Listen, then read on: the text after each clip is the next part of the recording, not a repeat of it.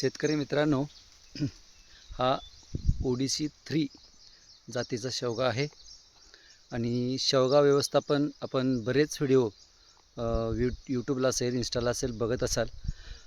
अतिशय उत्कृष्ट दर्जाची वाढ या शेवग्याची झालेली आहे.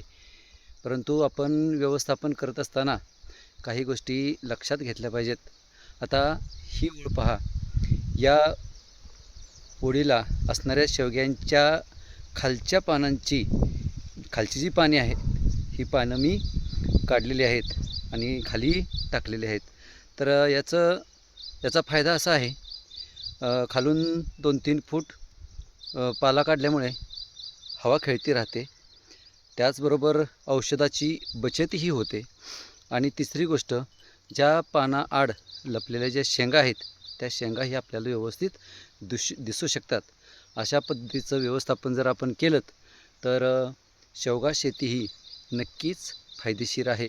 मी सूर्यकांत जगदाळे, मुक्काम पोस्ट अंबक, तालुका कडेगाव, जिल्हा सांगली या ठिकाणी 20 गुंठ शेवगा केलेला आहे.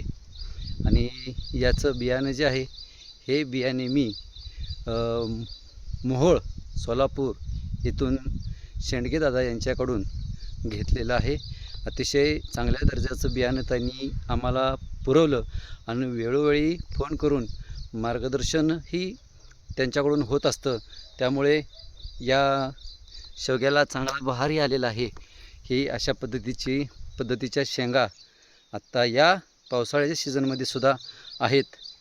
आणि मी आपणा सर्वांना सांगू इच्छितो, असं चांगलं बियाणं आपण सिलेक्ट करून जर शेवगा व्यवस्थापन व्यवस्थित केलं तर नक्कीच आपल्याला फायदा होऊ शकतो.